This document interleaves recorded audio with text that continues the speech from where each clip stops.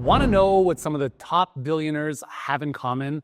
There's 3 things that they all share that I want to share with you in this video. Welcome back to another episode of #Winning.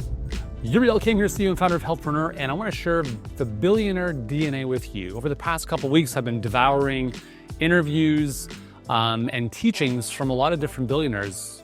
Mark Cuban, Robert Herjavec, Toto Wolff, who's the team principal for the Mercedes F1 team, and many others. And there's 3 interesting things that they all have in common. But before I share the 3 things they have in common, the one thing that's interesting to note is that how different they actually are. And this is why I think it's really important to you gotta kind of be yourself, because there's a lot of billionaires who don't look like billionaires. They live in very modest homes. They are not flashy, and they're not into any of that stuff. And then you have billionaires that have everything, several private jets, the fancy watches, the fancy cars, the nice homes, and it's all good, right? So it's not to say that you have to be this type of person in order to become financially wealthy, because there are many examples of people who live on both sides of the spectrum. And regardless if you want to become a billionaire, right? If you just want to have a more modest living, like a $500,000 business, whatever it might be, you don't have to fit into a specific category of person in order to be that, okay? So I want to share 3 really important lessons that they all share in common. So the first one, and what's interesting about this, actually I'll share that after. The first one is extreme ownership. Billionaires, these billionaires that I'm talking about, have this relentless ability to always point the finger at themselves. I was watching an interview with Toto Wolff, who is the team principal for the Mercedes F1 team. Okay, so they were 7 years in a row champions, constructor champions in F1, hugely successful. He's a billionaire before coming into the team. He had he made his money in finance and all that kind of stuff.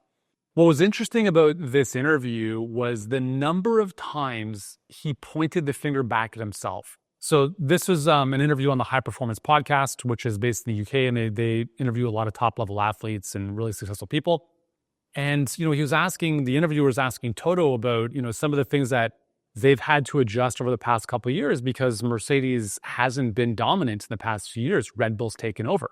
And so, he talked about the tremendous amount of doubt that he has on a daily basis of am I as good as I used to be?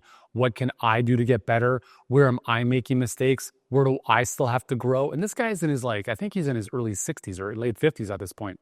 So I must have counted at least 50 times in an hour-and-a-half interview where he was talking about how he needed to take better, he needed to learn something, he needed to improve something, he needed to take ownership, as opposed to pointing fingers at other people. And I've shared this before with you guys. The most successful people that I've ever met in business have this same trait. They always take ownership of the shit, whether it's good or bad. And most people who struggle the most are the ones who are blaming and pointing fingers at other people. So remember, you can be a victim or a victor. It just happens that the most successful people in this world are victors. They look at themselves in the mirror and they take full ownership and accountability for how they're showing up and how they can get better first and foremost before expecting anyone else to do so. The second trait that a lot of these billionaires have in common is this obsession with their business. So they don't just like business. They're not just in it for the money. They're absolutely obsessed with it. And this is something that I think is really important that I look for when I'm talking with someone who's interested in growing their business and they're I just want to chill and sit back and I don't want to work and I want passive income. I want nothing to do with that. Our most successful clients at Healthpreneur don't want to retire.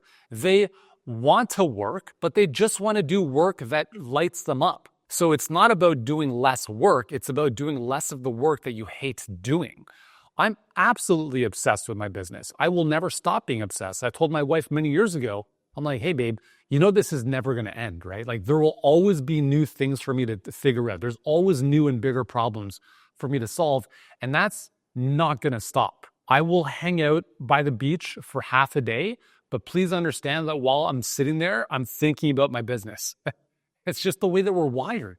So if you are looking to grow your business because you simply want to make money and cash out, that's fine. But I don't think you're going to get to the level of success that very few people on this planet are able to achieve. Because Grant Cardone has a great book, Be Obsessed or Be Average. I think it's a really, really good read. And I think Grant is a great example of someone who's absolutely obsessed with what he does. And here's the thing, is that not everyone's going to understand you. Hey, you should slow down, you're working too hard. No. Unless they're where you want to be, you don't listen to those people, right? If you have a spouse who has like no business acumen, is not an entrepreneur, has not built the type of business you want to build, and then they're giving you business advice about how you should build your business, about what you should hold as value or not in terms of how you want to live your life, I'm like, dude, find another spouse. Because who you choose to live your life with is the most important thing that's either going to accelerate or slow the growth of your dreams. I know that sounds absurd. I know it really does. It sounds extreme. But I was talking to someone on Instagram a couple weeks ago, and she literally said, I don't think my husband is going to believe, like he doesn't believe in me and whatever. I'm like, sounds like you need a new spouse. I'm like, listen, I'm just going to be honest with you. Like, it doesn't matter what you want to achieve. If your spouse is keeping you in a cage and not allowing you to achieve your goals, you're fucked. And so you have to be like, never feel bad about the obsession that you have with what you want to do. And if you're not obsessed with what you're doing, you're probably not, you're not going to, like, I'm telling you, you're not going to make it happen. Building anything great is too hard. You have to be obsessed. And if you're not obsessed with your business, find something else that you are obsessed with. Because that obsession is going to channel all of your energy into that. And where energy goes, attention flows and results show. Average people look to punch in, punch out, and the few, right? The few, I think there's about 3,100 billionaires on the planet out of 8 billion people. Okay, so whatever that works out to be percentage-wise, 0.000 whatever, it's because these are the individuals who are absolutely obsessed with what they do. The highest level athletes on this planet, they're obsessed with getting better, or they're obsessed with their sport. And you need to have that obsession. It's not bad. It's a good thing.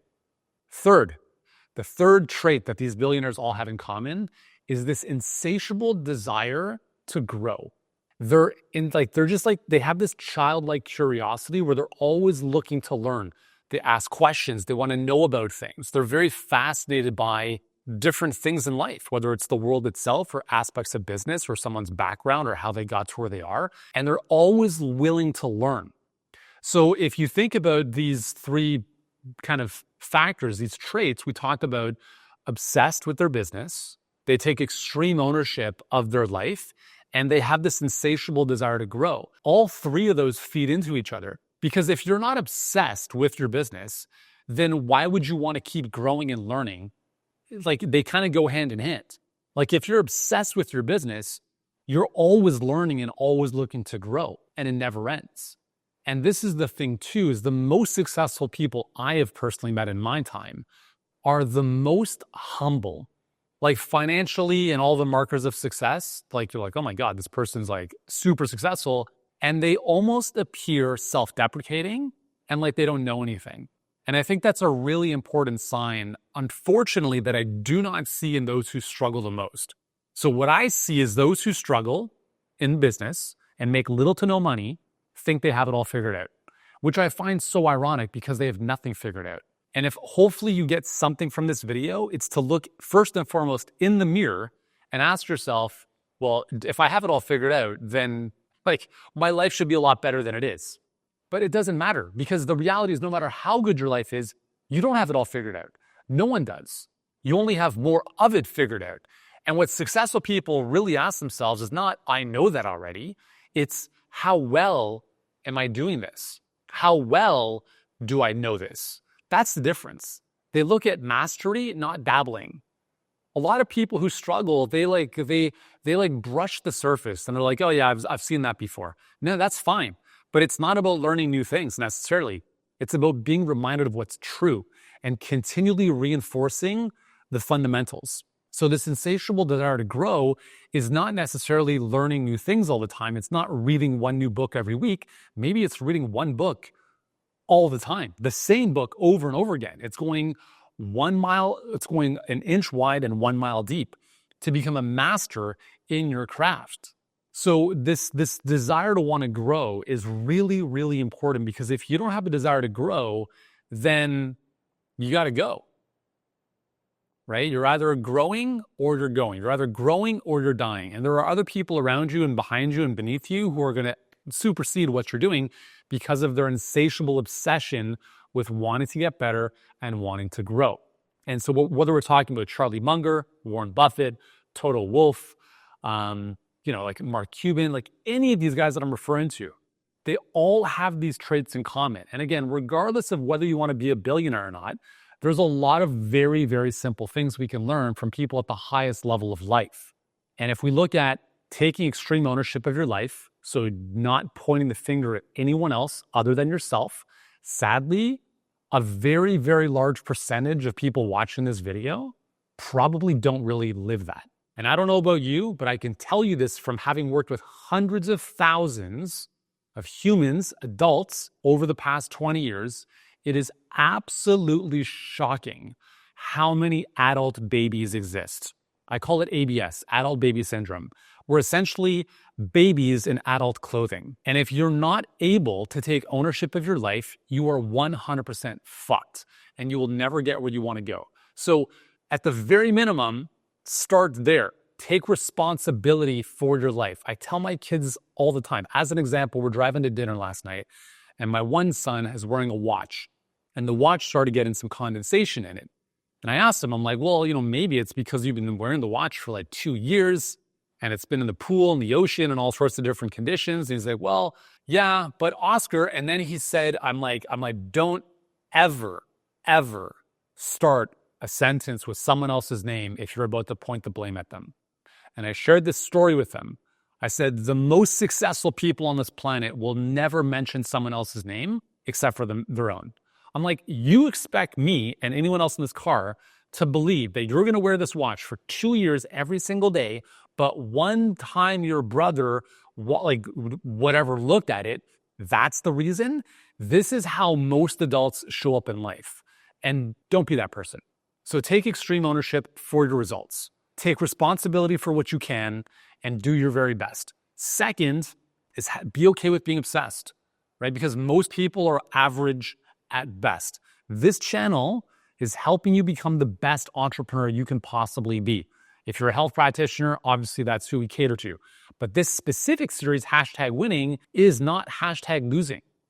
#winning is not for everyone, right? If you look at sports, the vast majority of teams do not win. Some of them get relegated, and only a very few win. So the reality is, percentage-wise, not everyone wins in life.